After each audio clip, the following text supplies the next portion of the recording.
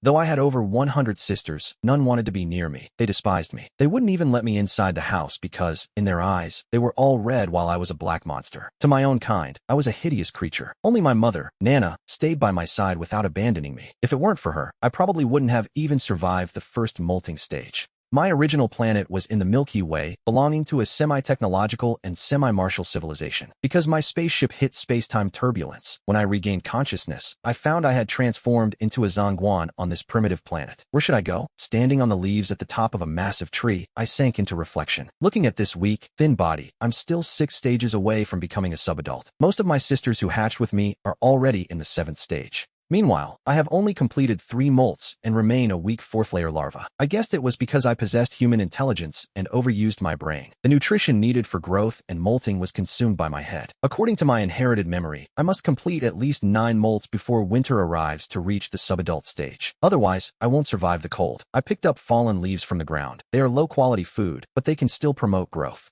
The only good thing about being a Zhongguan is that I don't die easily. Even with severed limbs, they regrow in the next molt. But I discovered I could regenerate my limbs immediately because I had broken my legs 5 times before. As night falls, the nearby Zhongguan begin to head out for food. There are tens of thousands of my kind nearby. During feeding, they experience an excess of energy but a lack of protein. Their intelligence is extremely low. They only understand the collective will. I won't make those useless efforts. I consume energy strategically, usually seeking a high place to climb. Zhongguan have limbs, but they aren't good at flying or simply can't fly at all. I plan to try flying after my next limb amputation. If I can master the skill of flight, the legs I broke before were accidental while trying to modify my limbs for flight. Amputated legs are the key to mastering flight. Amputated legs can regenerate, but the energy consumption is massive. The reason I refuse to give up and persevere is to answer one question. Can Zhongguan evolve like humans, changing bit by bit through scientific training to become a warrior? When I completed the 3rd molt, my inherited memory showed my exact race is a branch of the flying dragons, the Red Wing race. Within the Red Wing race, there are Red Wing warriors. These warriors rule the entire jungle, but I cannot reach them yet.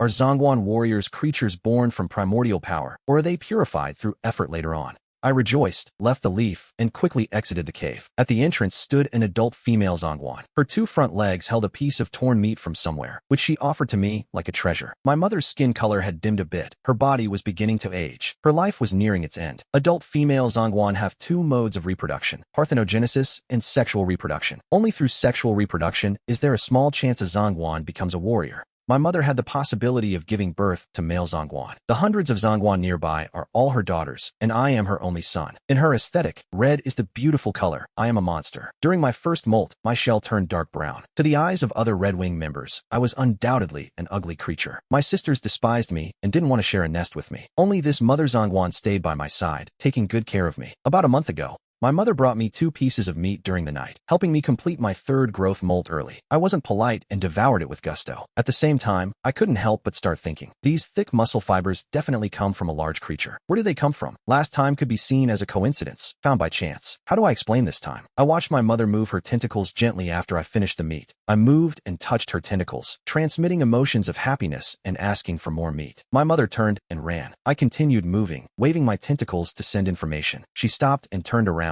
shaking her tentacles and emitting confused signals. Looking at me, we headed out together. Nana waved her antennae, transmitting a danger signal. I continued transmitting signals. Don't be afraid, come. Nana stood still for a moment. After thinking it over, she agreed to let me go with her. For a small Zhongguan, it was a long distance. Nana stopped several times to look for rotten leaves to replenish her energy, and then continued the journey until midnight. Finally, we reached the sunny slope of the mountain. I was drawn to the brush in front of me. Those should be raspberries. There were raspberries hanging from the trees. This is a source plant. I recognized it at a glance. Next to the raspberries, I found another plant. A giant Zhongguan with bright colors and red scales was calmly cutting a piece from a serpent creature's carcass. He stripped the skin and tossed it aside. Immediately, the surrounding group of Zangwins rejoiced and swarmed the snake's skin, competing frantically for the meat. These are the Crimson Scale warriors from my inherited memory. Crimson Scale warriors know how to be self-sufficient. They use source plants to achieve genetic evolution or unlock innate potential. I stared in a daze while Nana stood still. Nana ran toward an even larger valley nearby. I snapped back to my senses, focusing my gaze. The massive carcass in the valley was like a hill. The Zangwins competed frantically for food. I looked at the Crimson Scale warrior beside me. He ate the meat and the grass in his hands, nibbling twice before tossing it away casually, causing the nearby group of waiting Zangwins to fight over it. The area around the Crimson Scale warrior was bare. All the other young trees planted there were source plants. These sanguines were the first group to turn them into source plants. In places dominated by source energy, ordinary plants have a tiny chance to mutate genetically and become source plants. Source plants cannot reproduce. Each one is a unique existence in the universe, the highest level of superior plant life. Human technology still cannot change the probability of genetic mutation or reproduce them. I didn't believe sanguines on a primitive planet could do what humans couldn't. I was struck by the perfection and complexity of it all. Where did all these source plants in front of me come from? Is the probability of source plants being born on this planet very high? If I want to get more information, it seems I can only rely on my own growth and the awakening of my race's inherited memory. I used my own body to estimate the scale. The body of a warrior from the Crimson Scale tribe is approximately 1 mile long. If he were on the third planet of the solar system, he would bury many girls. I don't know what other warriors in the tribe are like or what their combat power is. They know how to cultivate source plants. They know how to absorb original force independently to achieve genetic evolution. That means there are infinite possibilities and there must be powerful beings. Thinking too much, I could only look for rotten leaves on the ground to eat. Because my level was too low, it was impossible to compete for the meat. My mother, Nana, managed to snatch a piece of meat and ran hurriedly toward me, gently tapping my head with her antenna. She transmitted the emotion of joy. Eat, little one. At this moment, a Crimson Scale warrior's body is about 1 mile long. In this moment, I longed to grow like never before. Only by surpassing the nymph stage as soon as possible would I have any hope of surviving the impending winter. From sub-adults, nymphs grow into full adults. The next step is to become a warrior of the Crimson Scale tribe, absorb original force, and achieve genetic evolution. I wasn't polite. I took the meat and ate. Right now, I desperately needed high-protein foods to supplement my nutrition. Seeing this, Nana headed back to our nest. I didn't stop eating. Happy again, Nana gently touched my antenna with hers and then continued competing for food. She cut the fruit and tried to swallow it. Immediately, her whole body shook, and her teeth made a joyful, crackling sound. Her antennae waved, excited and happy. Seeing her appearance, it was clearly her first time tasting the power fruit. When I was human, had experience swallowing it. I knew the benefits of the power fruit. Even clearer were its dangers. The efficiency of the power fruit for modifying genes was extremely high. A large amount of energy was required. Somatic cells would die during the genetic evolution process. During this period, energy is consumed to eliminate dead cells, and nutrients are required to promote cell division and proliferation and repair tissue damage. The Crimson Scale warriors who eat meat also seem to know the dangers. Each of the following fruits had to be split in two and swallowed in 2 separate sessions. Nancy grabbed another piece of meat. She ran back and urged me to eat it quickly. In this primitive society, strength was the only way to survive. The number of mantises around the remains was simply too many. It was extremely difficult to get a piece of meat. Until the sky brightened, Nancy only managed to grab 5 pieces, continuously eating 5 pieces of meat of different sizes. I finally felt that feeling of drowsiness, which was a sign that I was about to molt and grow. At this moment, the Crimson Scale warrior had also eaten the ripe raspberry, leaving only one. However, he only hesitated for a moment. He kicked a corner of the fruit.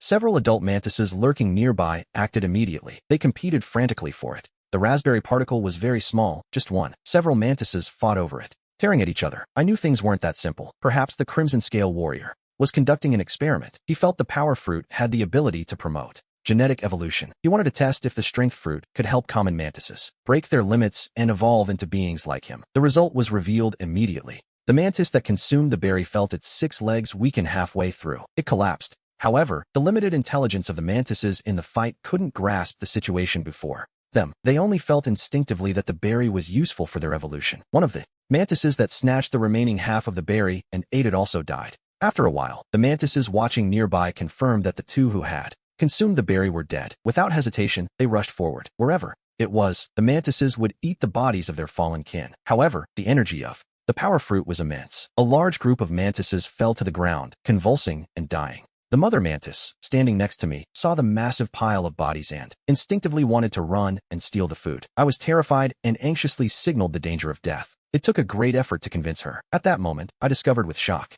that the back half of my mother's leg had been broken at some unknown time. She didn't have the ability to regenerate severed limbs immediately. She already had 19 body layers. She could no longer grow through molting to regenerate missing limbs. Added to her aging body, it was already difficult for her to survive this winter. Now, the wound made it even worse. I felt somewhat guilty and sad. I waved my antennae, signaling my concern and asking if she was okay. She waved back, comforting me. My mother looked at those mantises on the ground. At the same time, even though she was obsessed with food, she suddenly became frightened and emitted a danger signal. I felt a massive movement right behind her. I saw the red scale warriors, crouching by the berry bush, suddenly take flight. Then, they chased away the surrounding blue mantises. My mother, tense, dragged the somewhat dazed bamboo backward. The red scale warriors quickly dug a large pit. They buried all the blue mantises inside and covered it with a massive rock. The experiment failed. They had no intention of investigating further, nor did the deaths of so many subordinates hurt. The sun began to rise. My mother reminded me that during the day I should hide in the burrow to avoid being hunted by sky birds. I was still worried about my mother's wound. Even lower reptiles have sincere feelings, and even more so a human soul. I wasn't willing to give up and decided to make one last attempt to save my mother. I urged her repeatedly, pulling her along until we reached the rock suppressing the dead mantises. I dug with all my might. My mother thought I was trying to unearth the dead mantises and emitted joyful chirps. As I dug, I didn't intend to unearth my kin. I just wanted a new burrow. I planned to try to reach them, but I couldn't. Right then, I realized that communicating with my mother was truly a failure. A message had to be transmitted several times before she would act as requested. Seeing that my mother finally stopped to rest, I asked again, "Are you hungry?" My mother immediately replied, "Are you hungry?" She was very happy. It seemed that being with her son made her feel good. Slowly, I asked her once more, "Are you hungry?" She immediately replied, "Are you hungry?" She was very happy. Being with her son pleased her. I wasn't happy at all. She rushed out of the burrow, searched for food, and cut a rotten leaf. Then she hurried back. After a busy day, repeatedly warning Blue Mantis not to approach the others below, Bamboo fell fast asleep. While unconscious, fragments of inherited knowledge were infused into my spiritual memory. I learned about various edible foods and the 18 molting stages of growth. These were the survival skills of the mink jungle and our racial genetics. They appeared repeatedly with every growth molt. The lethargy and the molting process lasted the entire day. When I woke up, I discovered the burrow was covered by a thick layer of rotten leaves. My mother must have carried them there while I slept. She was gone. She didn't just have me. She had nearly 100 weak young daughters who also needed care. I felt helpless because of how slow and delayed communication is for the blue mantises. I couldn't clearly explain the effects of the strength fruit. Even if I did explain it, my mother wouldn't understand. I ate a small piece of a leaf and then began to chew on my own molted skin. The nutrients within the skin were recycled back into my body. They would be used for my next growth molt. Previously, while watching the red scale warriors consume the berry fruit, I deduced that this strength fruit had the ability to strengthen cellular activity, which could be considered a type of life extension at a genetic level. Ordinary blue mantises shouldn't consume it directly. Even a small amount would cause death due to the inability to withstand the cellular modification caused by the strength. However, when the strength fruit ripened, if it wasn't preserved in a specialized way, the energy of the wasteland power would slowly dissipate. I presumed the blue mantis who died before diluted the fruit, and I chose to live here for that reason. It's because the primordial energy disperses easily, forming a weak radiation field, which has the capacity to modify genes in a mild, gentle way. That kind of modification is within the range that ordinary blue mantises can handle. It's also beneficial for reversing the aging of my mother's body to a small degree, helping her survive this year's harsh winter. Unfortunately, my mother couldn't understand my intentions, driven only by instinct. She returned to the peak where her other daughters gathered. The effect should last about one more day. Should I bring her back? I crawled out of the damp burrow and observed the situation outside. A low-ranking warrior had hunted a snake. She seemed to enjoy eating it while my mother joined the feast. Thousands of adult blue mantises formed a circle. Every time snake skin or bones with minced meat were thrown, they immediately pounced and ate frantically. I could feel it. The warrior intentionally threw more meat, feeding the weak instead of the strong. She hoped that more warriors like her would appear in the tribe. Time passed quickly until dawn. I was about to go look for her, but my mother returned on her own. I saw my mother eating and resting in the dampness. Snake meat was scarce. Mother Blue Mantis knew she could no longer compete with those young, adult blue mantises. As she rested, Mother Blue Mantis began to eat a few leaves. But then, growing restless, she started digging into the earth. She hadn't forgotten the 20 blue mantises buried underground. I stopped her movements, repeatedly transmitting signals of danger. Mother Blue Mantis flicked her antennae, sending back confusing, incomprehensible information. I felt anxious. Mother Blue Mantis finally abandoned her home. She gave up on the digging and turned to leave the damp burrow. I stopped her again, continuing to transmit my warnings. Mother Blue Mantis looked confused once more. Rest, rest. After a moment of agitation, she finally followed my demands and stayed in the dampness to rest. I was afraid she would run out to compete for the snake meat. If she got hurt again, it would be fatal. I simply blocked the entrance to the burrow. Once she calmed down, she stopped trying to dig or fight for food. She rested until dawn. Her wound had healed. Fortunately, there were no signs of infection. I carefully observed Mother Blue Mantis's color, but it remained dull and lifeless, without the slightest sign of improvement. My mood sank. The raspberry fruit's effect on strengthening cellular activity was limited. It couldn't reverse aging. It was useless. I kept watching and discovered that the red-scaled warrior wasn't enough. He took off at dusk and headed into the jungle behind the mountain. When he returned, the common blue mantises of this mountain pine appeared one after another, all strong adults. I completely gave up on the idea of competing for the snake meat. I returned to the dampness beneath the rocks and began digging into the earth. Seeing this, Mother Blue Mantis flicked her antennae with joy, helping to carry clumps of dirt out of the damp burrow. I finally unearthed the blue mantises buried in the ground. I vaguely sensed a faint residue of original power within the corpses, unsure if my current constitution could handle it. I tossed one outside to observe it. I saw that these blue mantises were unharmed. Only then did I begin to swallow them. I urged Mother Blue Mantis to eat. Mother Blue Mantis flicked her antennae back, urging me instead, but she refused to eat and dragged the corpse outside. She planned to take the extra food to her daughters in another distant mountain village. The dangerous winter from my ancestral memory was about to arrive. The weak blue mantis larvae and the aging adults would freeze to death. This was the last egg Mother Blue Mantis hatched this year. The little ones born now were only in their third or fourth stage and urgently needed meat to grow. I couldn't worry about them. I didn't care about the life or death of my countless sisters. I only wanted to take care of Mother so she could live longer. After I insisted 6 or 7 times, Mother Blue Mantis finally began to eat. Once she regained her strength, she was still determined to take food to her daughters. I felt nothing but helplessness and despair, so I stopped trying to hold her back. I watched Mother Blue Mantis drag the corpse away and disappear into the distance. After observing the effects of the original power fruit, there was no obvious improvement in Mother Blue Mantis's aging body. Aging and death remained the natural order of life. Even human civilization with advanced technological knowledge couldn't reverse it. I was nothing more than a humble blue mantis larva. Why struggle so hard? I let it be. I spent 5 consecutive days eating and training. Finally, I completed my 5th molt. Mother Blue Mantis had come and gone several times. Now only one remained. Meat was scarce. By feeding simply on supplementary fruits, the growth time for each stage will double, taking about 10 days. That means it will take 40 more days to reach the level 10 adult stage. Common blue mantises have very low combat strength. They fear being hunted and can't compete with adults for food. I thought of 2 methods.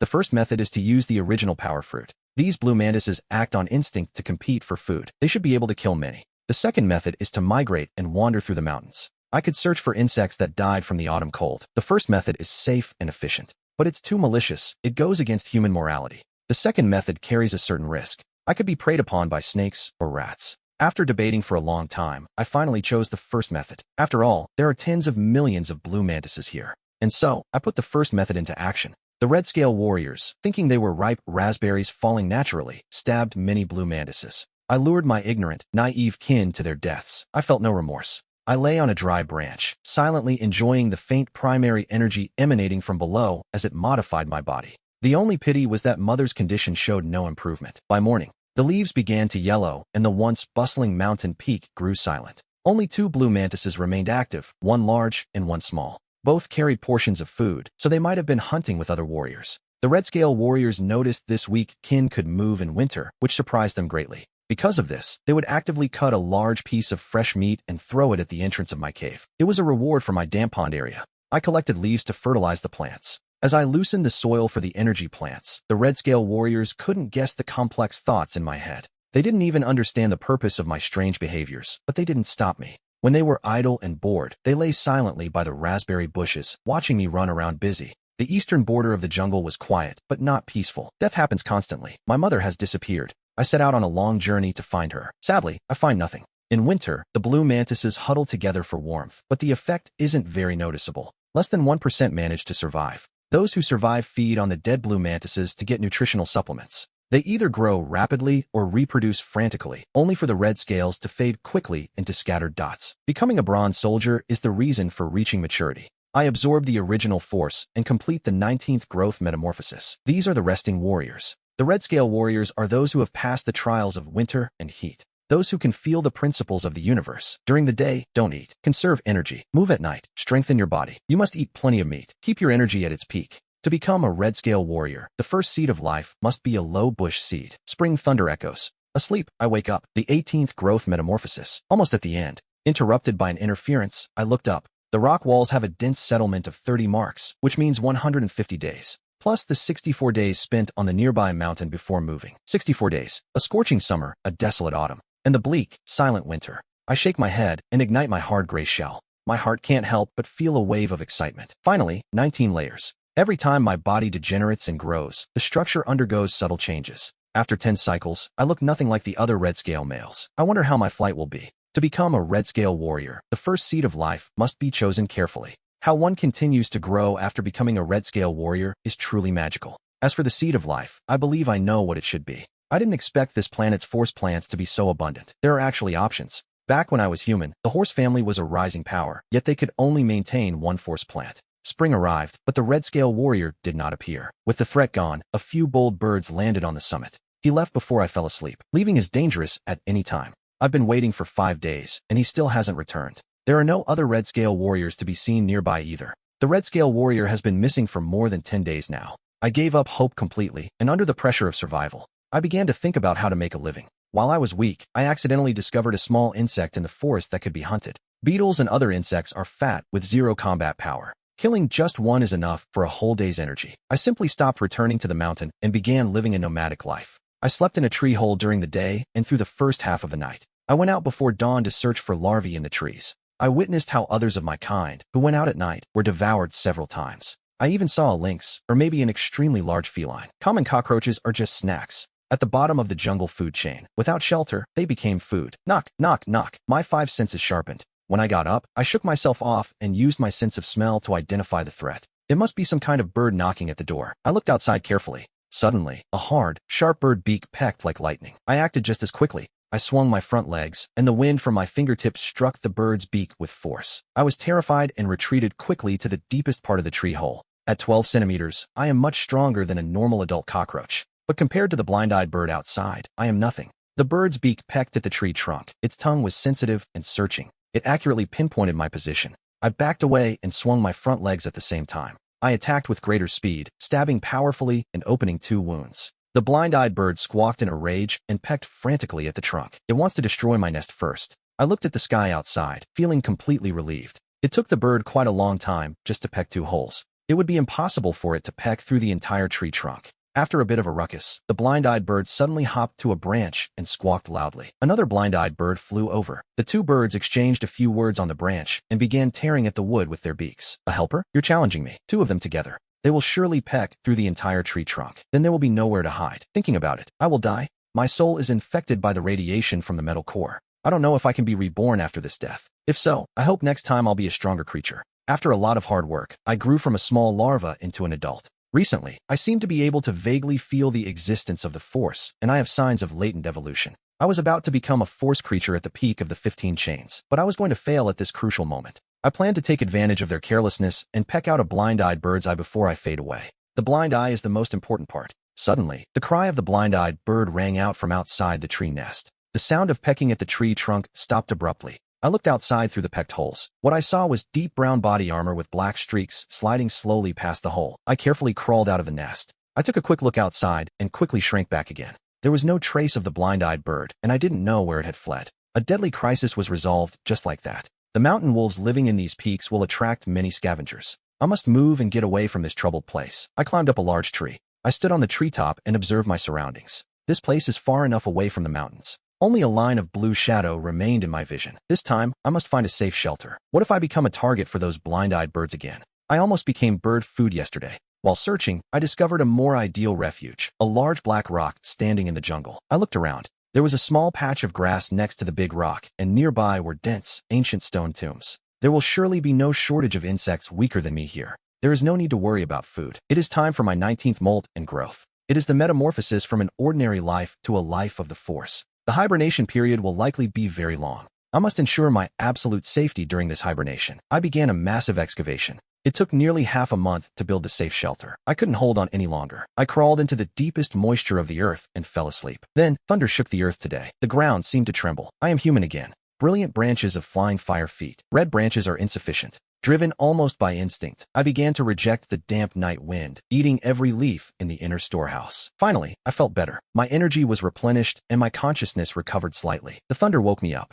Otherwise, I would have kept sleeping until I died. Clarifying the situation took a lot of effort and suddenly gave me a sharp headache. I don't know how much time has passed or what happened during this time before I slept. I had specifically caught 3 weak beetles to dry and store them. Now they have rotted and decayed, completely useless. Judging by the air temperature, I roughly confirmed my 19th molt. My hibernation likely lasted over a month. I slept straight through from summer to autumn without any technology. Genetic evolution is becoming extremely dangerous. Every molt and growth cycle is a test of life or death. If it hadn't been for that roaring thunder waking me up, I suppose I would have just drowned in the autumn rain. In this molt, my size reached about 15 centimeters and I gained many new things. Inherited memories from the insufficient red branch. I thought carefully and divided them into roughly 2 categories. cultivation class, and survival class. With my knowledge as a human, it's still unclear if the growth of the insufficient red branch can be considered cultivation, a form of growth and evolution never heard of before. After ordinary cockroaches become creatures of the source, a new organ called a life pouch is born in the body. An ordinary plant seed is placed into the life pouch for gestation. Ordinary plant seeds will turn into source seeds, called life seeds. The source plants built by me and operated by the warriors are life seeds, not naturally generated, but gestated by the life pouch. The inherited memory awakened this time resolved my previous doubts. The life seed will absorb the body. The inherited memory is the source. One part is used for its own growth, and the other is fed back to the progenitor. Therefore, the red lean warriors I see never need to train. In fact, they are growing and absorbing the source at all times. The survival knowledge in the inherited memory is even more complex. Most of it is blurry. For example, the grass at the mouth of Bamboo's cave is called seeker grass. In late summer and early autumn, they come into contact with seeker seeds, the most well-known seeds in the ant world. They are called big-headed harvester ants. They love eating seeker seeds and belong to the agricultural class among insects. In the spring, they sow seeds near their learning grounds. They even know how to remove weeds and fertilize the soil. When the seeker seeds ripen, they harvest, dry, and store them. In the inherited memory, ants are insects that are neither delicious nor easy to provoke. The big-headed harvester ant's grass was also affected by the rain. They stored the seeker seeds. Bamboo decided to be a thief and swallow a seeker seed she cared about, completing a detour. Finally, she sneaked back to her nest. The ants in her brain moved their antennae with rage. Hundreds or thousands of their kind swarmed together. They opened their large mandibles and left the nest, but in the end, they didn't dare get close. Bamboo's position seemed fierce, but they were actually just a group of cute little guys. Today, Bamboo felt clearly that her brain was sharper than ever. She could think about complex problems. There are no longer any side effects of overload or difficulty. My environmental perception ability has increased by a level. The world is seen clearly through my compound eyes. The colors are more dazzling, and the images are clearer than ever. In this moment, I am truly a biological being of principles, a red lotus warrior, sensing the very principles of the universe. Then, I discovered the disadvantages of the mantis forms. They were terrible, lacking human veins designed to house power and principles. Yet many life forms in the universe are extremely powerful without needing cultivation. I have been misled by human thinking. Are the mantises of this planet really weak? It is far too early to reach a conclusion. In theory, using universal principles to modify genes grants unlimited evolutionary potential. So-called weakness is just not having found the right evolutionary path for oneself. However, the starting point for a mantis's growth is truly too low, starting completely from the bottom level of the food chain. My main task now is to grow so I don't live in fear every day. Fearing being eaten by large creatures, I force myself to stay calm and feel better. After the evolution, my front limbs are much more developed, and my 3 fingertips have grown longer. They have become thin and flexible, cutting through the wind like a knife. The structure of my wings has changed slightly, similar to the Lepidoptera order, making them more suitable for evolution. My aerodynamics and flight capacity have improved. I discovered that my own thoughts could influence the direction of my evolution. Before the evolution, I had a specific concept in mind. I believe this was the most logical way for a mantis form to evolve. After evolving, I found there truly is a tendency to change toward that envisioned direction. Inherited memory shows that all mantis warriors on this planet grow through 6 specific stages: Junior Warrior, Intermediate Warrior, Advanced Warrior, Mountain Lord, County Lord, and Lotus King. Each level takes 9 generations of growth. I am currently a first-level Junior Warrior. Inherited memory says Junior Warriors must grow quickly under the protection of elders. Only after becoming an Intermediate Warrior can I choose a territory to live independently. My elder was that Red Lotus Warrior. It's a shame he died so inexplicably. Junior Warriors can only hunt small insects for food. We are still at the bottom of the chain. I am a warrior with a massive appetite. I am currently at a peak development stage and have a high demand for food. After finishing the lean meat I brought, my stomach felt empty again just as I prepared to hunt. A huge blue insect sat on a blade of grass, greedily eating the tender stalks. In my inherited memory, this insect is called a sword beetle and has little combat power. However, it is an expert at escaping. I cautiously circled around, confirmed no other powerful warriors were near, and crept closer. In the very next moment, I calculated the angle. But as I took off, the sword beetle panicked, jumped in terror, and fled. Life settled into a routine.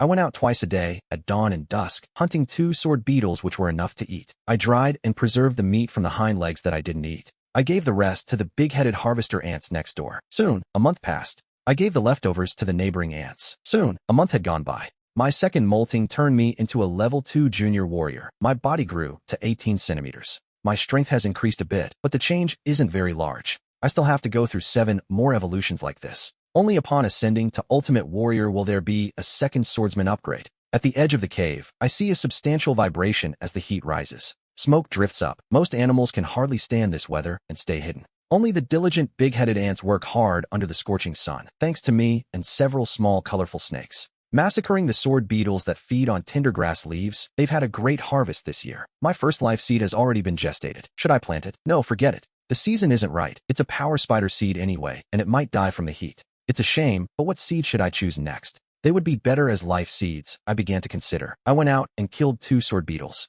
I leaned against the cave entrance, eating and thinking. By the stream grow over a dozen mulberry trees, a variety called white jade, whose berries are a delicacy. The mulberries are very small, and my life pouch barely has any space, but once the mulberry seeds are planted, they need at least 3 years to mature and bear fruit. In the nearby forest, there is a fertile dayfruit tree, a lush, evergreen tree. But that also has the problem of slow growth. Mulberry trees are not the best option. It's a shame that the fruit trees won't mature until late autumn. Gestating life seeds in the life pouch of mantis warriors is a very complex art. You could say that. The choice of each life seed is linked to future evolution and growth. I, Leo, headed out. Taking advantage of the safe, peak heat of midday, I went toward the stream to gather mulberries. I gathered over a dozen mulberries and tossed them at the hidden entrance of the big-headed ants' harvest. These big-headed ants aren't picky eaters at all. They swarmed up and soon ate the mulberry pulp. They gathered the seeds from inside and put them in the sun to dry. Living next to the grass fields, life is easy and pleasant. Another sunny day, the dew dried. The big-headed ants took the chance to work. They brought the seeds out to dry as the humidity dropped. After drying for half the morning, they will be completely dry. I went out on time, standing on distant blades of grass, jumping and comparing carefully. I will select 3 seeds of the best quality, both mulberry and cherry, and keep them in storage. My attention is caught by a seed as bright as gold. Its shape tells me it is a seeker grass seed. Normal seeker grass seeds are yellowish-brown when they dry out. This is definitely a precious seeker grass seed, a primordial energy plant seed. Is it my good luck, or is this planet so rich in energy that mutations are common? As I, Leo, got excited, a name emerged from the inherited memory inscribed in my soul, the divine thorn seed. There are 2 ways to cultivate the divine thorn seed. The first is direct sowing. The primordial energy plants born from it can produce seeds or fruits. After consuming them, one can obtain uncertain special abilities. The second way is to cultivate it with the life soul. There is a chance to incorporate racial abilities into the divine thorn to obtain a superior life seed. The downside is that it consumes a massive amount of cosmic energy and delays my own evolution and growth. I paused for a second or 2, then formally took off. After replenishing my energy, I swallowed the divine thorn seed as my first portion. I wrapped it in my life pouch, and my action immediately alerted the big-headed ant guarding the seeds. Faced with a fight to the death, I didn't want trouble, so I grabbed a few seeds and left. Stingy guy, I only took your fruit yesterday. I stood at the cave entrance, waving my antennae and releasing threatening signals. The big-headed leader, who came to cause trouble, retreated with its soldiers. They backed off immediately without advancing another step. Both sides stood their ground for a moment. Then the insect troops withdrew. They only have memory, not true thought. It can't really be considered an intelligent creature. It doesn't even qualify as low-level intelligence. I continued observing all day and discovered that the tender seeker grass sprouts didn't fear exposure to the scorching sun at all. On the contrary, under abundant sunlight, they grow vigorously. After careful reflection, I reached a conclusion. Seeker grass doesn't fear the heat. Mature roots buried in the ground provide enough water to the tender sprouts. The babies can grow well. That being the case, I can consider planting my first life seed. 2 days after planting it, a tender sprout breaks through the earth. A very faint connection is established between the 2 of us. A wonderful sensation of interdependence and a connection of lives. I brought 10 stones and placed a fence around the right side of the life seed. I am a guardian 24 hours a day to prevent herbivorous insects like yellow swordsmen from eating them. I'm very lucky and encounter a storm. There is enough rainwater for irrigation. The sprout successfully developed into 3 night leaves. Following the midsummer rainfall pattern, several days of drought are approaching. The moisture in the topsoil will dry up quickly under the scorching sun. I prepared in advance. I found a hollow plant stem and collected dew from leaves every dawn, directing it into a tube to keep the soil moist. As the grasses grew, that wonderful feeling of interconnection and shared destiny gradually became clearer. After a torrential rain, I carefully dug it up. I transplanted it to the humid entrance of the tunnel, and the transplant was a success. The plant grew even faster. It grew faster than the common grasses with mature roots. The night leaves are slightly different from those of common grasses. The night veins are black and much more resilient. The plant's absorption principle stores nutrients within these night veins as time flows by. After a month, bamboo showed signs of shedding and growth again, feeling damp to the touch. The terrible drought period was coming, and I had to stay alert. The grass roots that haven't matured yet could easily wither under the sun. And then there are those hateful swordhorn beetles. If they aren't hunted in time, they'll devour the grass roots completely. Bamboo was anxious. If I survive the dry season and kill those hungry beetle larvae, things should improve. The drought is like a curse, breeding endless despair. Bamboo, with her spiritual will, tenaciously resisted the laws of physical growth. It had been 20 days without rain. This wasn't just a dry spell, it was a full-blown drought. From my vantage point, the tops of many tall bridge trees began to turn yellow, and all the light grass that absorbed the water in the 2 basins withered away. The pond dried up, and the little flower snake that lived nearby vanished. Perhaps it died quietly, or perhaps it moved elsewhere to escape the disaster. Bamboo felt a bit of regret, lamenting that she had blindly sown the grass roots. Now she can't find water for irrigation, and the mature night leaves are starting to yellow. In a semi-withered state, the night leaf stopped growing, and Bamboo had no other choice. I could only use all my strength to move branches and build a simple shed to block the scorching sun. Whether I survive this despair depends on fate. I couldn't take any more. I crawled into the damp depths and fell into a deep sleep. In my dream, a wealth of inherited information about divine thorn seeds awakened, etched into my soul's memory. The life seeds spawned by divine thorns and those from ordinary seeds are very different. Growth requires absorbing much primal force, so one must choose places rich in primal force to sow. The best way is to bury the primal force in the ground to help it grow well. Basic level warriors cannot choose divine thorn seeds as life seeds, because evolutionary hibernation is a key growth moment. It is also a critical time for spawning life seeds. Divine thorn seeds consume too much primal force, which delays the process. Basic warriors are weak and will be dragged to their deaths. Why didn't this vital knowledge awaken sooner? I woke up dazed, my consciousness a bit blurry. My mana was exhausted, making me weaker than the first time I evolved and shed my skin. I circled the edge of death again and luckily survived. I smelled the damp air I missed. The drought had passed. I used a few damp leaves for cushioning and rested a while, recovering a bit of energy. I climb upward and crawl into the tree root pantry. Very good. After 2 failures, the 3rd time I succeeded in opening a pantry inside the black rock. It wasn't corroded by moisture. The dried meat was preserved perfectly. I am now a level 3 basic level warrior. My body shape underwent another small change, slowly approaching the ideal combat form I had envisioned. I opened my mouth and spat out a golden purple seed, emitting a faint pale purple glow in the darkness. This is the newly spawned divine thorn seed. This time, the molting and growth process took about a month. It passed directly from late summer into the transitional dry season. At the start of autumn, with heavy rains at the tunnel entrance, a 3-meter-tall green grass swayed in the wind. The pale purple flower at the top was especially striking, casting a dim purple light in the gloom. The grass life seed didn't just survive the dry season. It grew to an unimaginable height and had already bloomed. I felt dazed as the gentle principles of self-regulation poured into the seed's body. The grass and wood seed had accumulated too much energy and needed to release it. Thus, that energy was abruptly transmitted to me. My absorption capacity is limited right now, so I released a faint purple glow to vent the excess. Once these energies entered my body, only a small part was absorbed, most dissipated back into nature. Right now, the rate at which I absorb energy on my own is barely enough to maintain my growth. As expected, to ascend to level 4, I need the help of life seeds. In the mountains, there are also the Chileanzu warriors with their nutrient-rich plants, and one that has already started fruiting. I estimate that in 1 month, the raspberry fruits will begin to ripen. When it's time to harvest, I can transport the 3rd life seed, the white jade ginseng, and the hard sun tree. After thinking it over, I decided to prioritize the hardwood, since my daily hunting time wasn't enough. Most of the time, I stayed inactive at the entrance of the tide pool cave, guarding the grass seeds. I spent my days digesting food, absorbing cosmic principles, and feeling my own growth. Bamboo still wasn't used to it. He wasn't in control, searching through his entire body. Marcus's body truly didn't have any meridians. Guzman thought about it for a long time, and Bamboo finally spoke one day.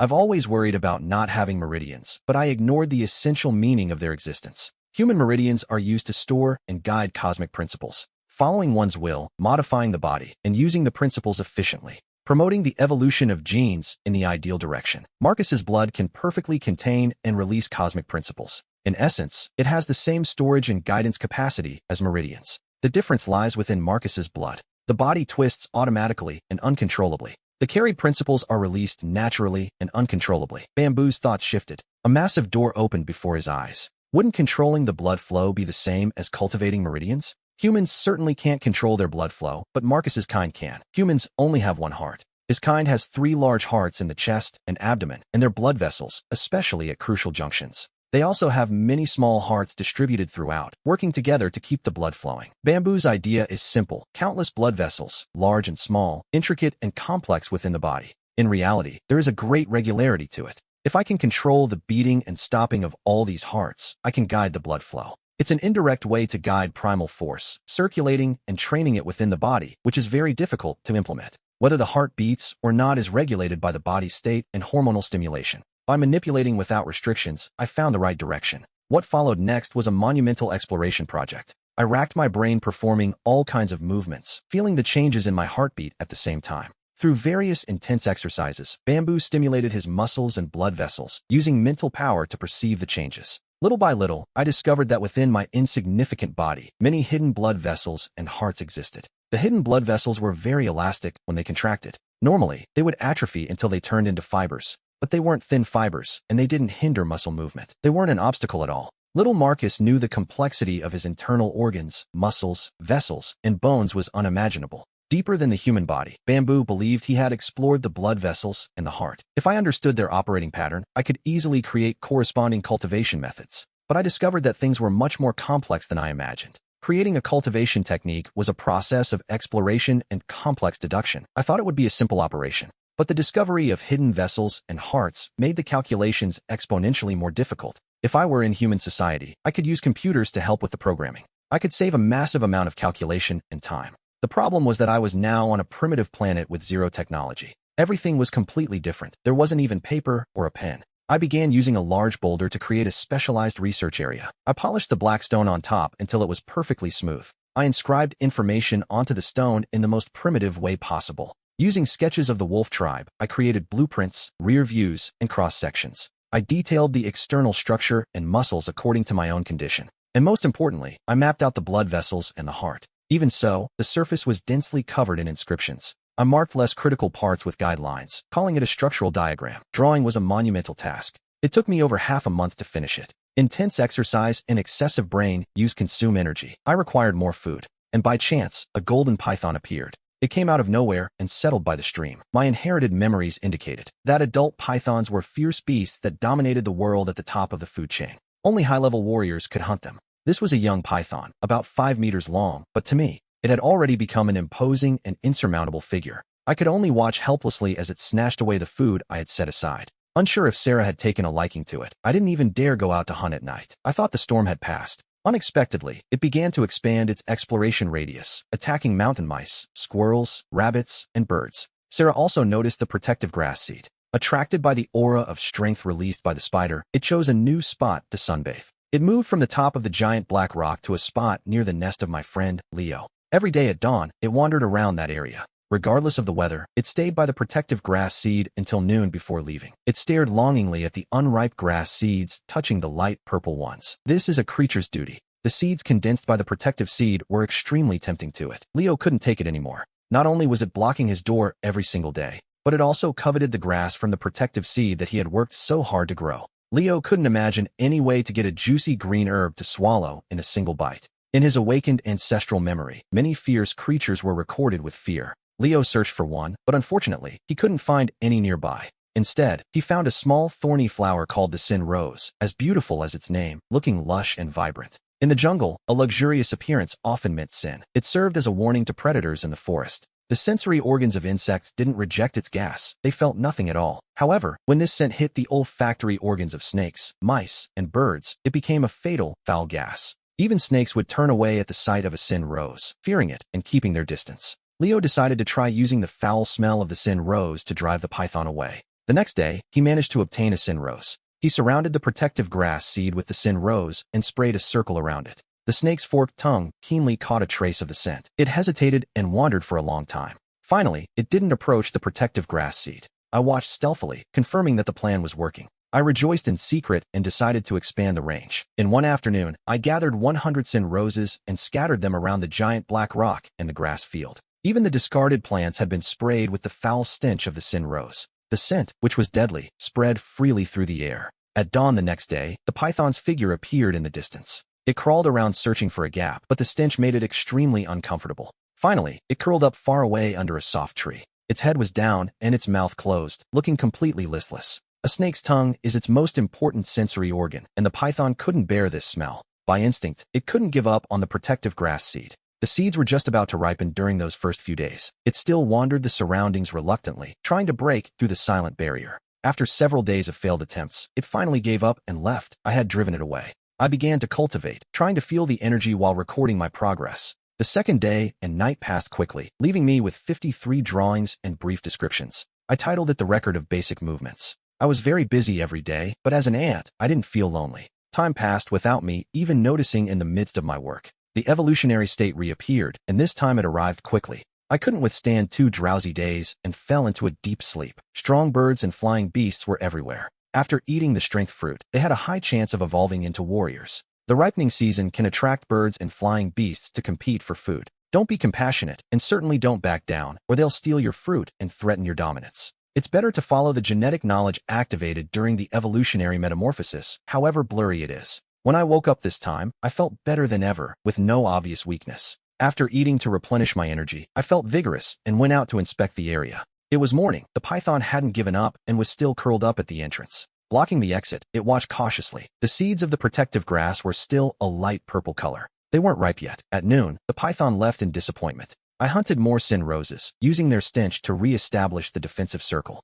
The color of the protective grass seeds gradually turned a darker purple. Day by day, the halo it emitted at night changed from purple to blue, then deep purple. This was the sign that the seeds were about to ripen. The python could clearly judge the seeds were ready and wandered nearby, restless. Once the seeds ripened, the barrier of the sin rose stench would no longer be effective. The beast would definitely make a desperate run to snatch the food. Once the grass seeds ripened, the barrier of the sin rose stench would no longer be effective. The beast would definitely make a desperate run to snatch the food. This situation gave me a headache. Genetic memories always arrived late. If I had known, I wouldn't have rushed the planting. I considered 3 methods, none perfect. First, harvest the seeds early before they fully ripen. It's the safest way to minimize loss. Second, wait for them to ripen and watch helplessly as they're devoured. It's likely that the python, not yet an adult, would die instantly after devouring the energy-rich seeds. In a rare case, it might enter dormancy and evolve into a primal creature. The third method, I could step up and fight the python, especially since my recent training was working. I had a chance to win. However, I dismissed this at first. After hesitating for days, I finally decided to adopt the second method. There's more than one vital seed. There's no need to rush. If this year's harvest is ruined, there will be more to sow next year. The python keeps growing stronger and must be eliminated soon to ensure future peace. The day after I set my strategy, the lowest grade seeds stopped glowing at night. This was the sign they were fully ripe. The python unceremoniously set up camp right at my entrance, but didn't rush to attack yet. A day later, 3 more seeds ripened. The python still refused to strike. It was clearly waiting to devour them all in one bite, just as the genetic memories described. The python is an insatiable, evil beast. The more it eats, the more miserable its death will be. I felt relieved, but then an accident happened. At night, a gray-black figure suddenly lunged at the python without warning. The sudden battle caught even me by surprise. I was watching from the shadows. Based on my inherited memories, I recognized the attacker. The combat was completely one-sided. A small lynx attacked the python among the trees, exposing its chest. Its movements were lightning fast, its sharp claws leaving constant blood trails on the python's body. The python, though much larger, was a fool compared to the lynx. It just coiled up and took the hits. It was unable to defend itself. It wasn't that it didn't want to counterattack. The opponent moved too fast to target. After the lynx finished its series of strikes, it looked tired and retreated to a safe distance, watching the wounded python intently. The python pulled its head in, motionless. I couldn't tell if it was alive or dead. The lynx didn't relax for a second. After resting, it began circling the python, looking for a vital spot. The lynx is an experienced hunter and knows all the tricks. It suddenly changed tactics, pacing in circles around the python. After many laps, seeing the opponent kept its head down with no weak points visible, it finally lost patience. It lunged forward and bit the exposed tail. The python, like a spring, suddenly snapped its head out, its body tensing like an arrow shot from a bow. It opened its massive mouth and lunged at the lynx. The lynx wasn't caught off guard. This was a premeditated fight. It tensed its body and leaped high head up. It dodged the fatal strike from the side while its claws flashed, trying to slash the python's 7 weak points. Unfortunately, it was a bit slow and missed the mark. This time, the lynx attacked with all its might, leaving 3 deep, horrific gashes in the python's abdomen. I watched in awe. The primitive struggle between wild creatures is a true game of life. It can be so thrilling. The python quickly coiled its body back into a defensive posture. The lynx continued to circle, not rushing the next attack. Testing its patience, the python stayed curled in a ball and refused to show its head. I noticed the blood oozing from the python's broken scales was drying quickly. It didn't waste a single drop. Powerful healing seemed to be an indispensable skill for these cold-blooded animals. However, the lynx couldn't wait forever. After more than a dozen laps, it couldn't help but attack again. Using the same tactic, it suddenly stepped forward and bit the python's exposed tail. This time, the python was ready. The instant its tail was bitten, it coiled sharply like a fishing line, dragging the lynx inward.